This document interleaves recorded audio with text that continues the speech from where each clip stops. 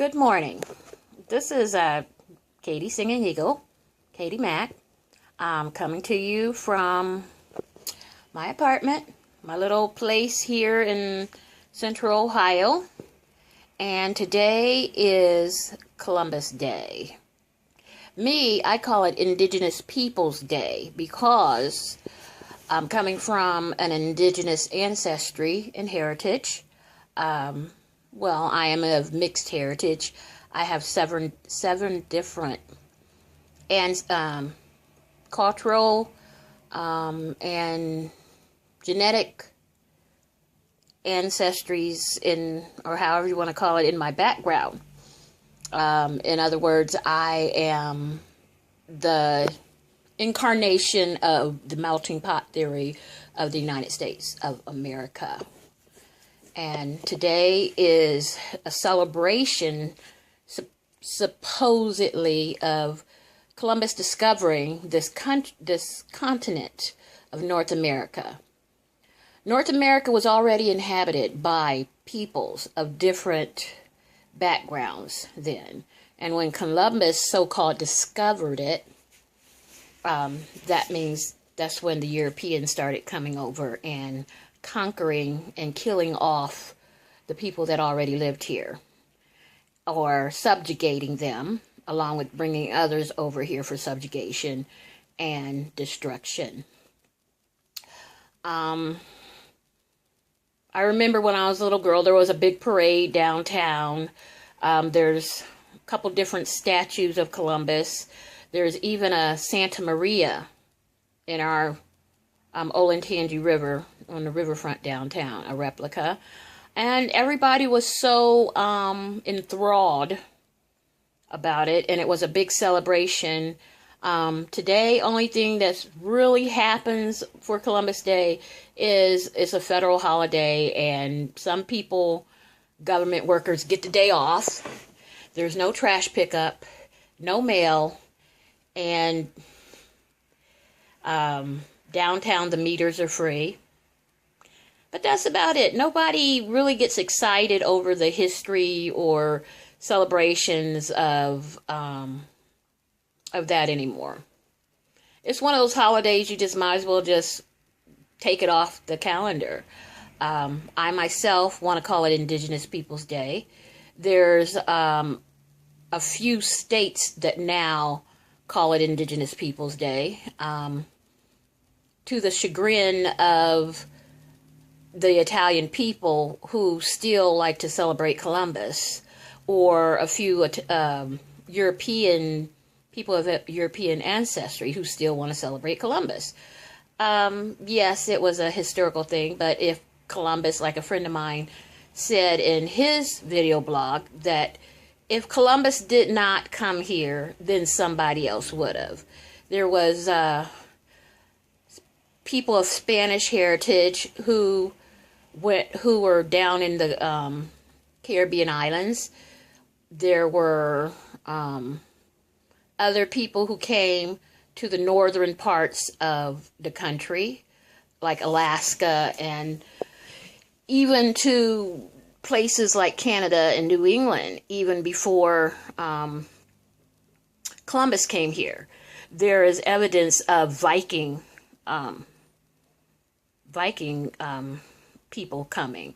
They have found replicas and buried Viking ships that were even drug overland in parts of the northern part of North America, more into Canada and those type of places and along those coastlines. So before it was written into history, there were other people, European types and white men, that came here. But the indigenous people had come across the Bering Straits. They had come from other parts and migrated over millions of years now. And because the earth is billions of years old, nobody really knows how old this earth is. Because people have excavated down deep, and it's like there's layers upon layers upon layers of history that have not even been the surface of. And even so, year after year, there are new discoveries. Just like all the desert lands were once lush forests and rainforests and trees and stuff, but they're now deserts because there are no trees there.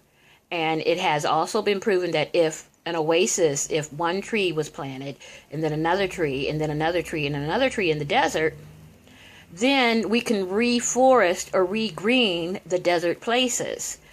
Just like the rainforests of today are being cut down for cattle and for different things and for livestock and for the wood harvest. But who is replanting these things? It's like the earth may become desert again if someone doesn't reforest and replant the trees, and we won't have oxygen, but a lot of nitrogen and methane will keep being put into the atmosphere to where we'll become a desert world. And then man will die because of lack of oxygen, and it'll just be gaseous fumes and put off by all the oxygen breathing people, unless people learn how to breathe something other than oxygen, which man has always adapted, and people have gone underground and different things have happened over the course of the earth. But one day there might not even be man here. So, because man comes, conquers, and destroys, man has not really learned how to put things back together the way it's supposed to be. I'm going on my 51st year, so I've only got so many years by the grace of my higher source to be here. I'm not sure how long I'm going to be here, but here on this holiday, which holiday means holy day. So holy day, this is really not a holy day. It may be holy for the indigenous people who mourn the loss of their country, mourn the loss of their land, mourn the loss of the animals and creatures that used to live here. Or we can celebrate the indigenous people, and we can celebrate life. It's a matter of perspective, how you look at it. So, happy Indigenous People Day. That's what I want to say. Not happy Columbus Day. My ancestors came from Europe. My ancestors were native, indigenous to this land of North America. And my ancestors were among those who came from other conquering societies years and years ago. So no matter how I would, as personally look at it, my ancestors were a part of all that came to this land in all areas and historical genres of the era. So, have a wonderful day and enjoy and be blessed, and may you never forget where you come from, how you got here, and who brought you here, and that you are a child of the Most High no matter what. Everyone is. And we all are a part of each other, and we all are a part of this world. And please take care of Mother Earth. Please take care of your mother. Always. Because you never know how long or when she will either discipline us back, or she may go, and that will leave us without a mother.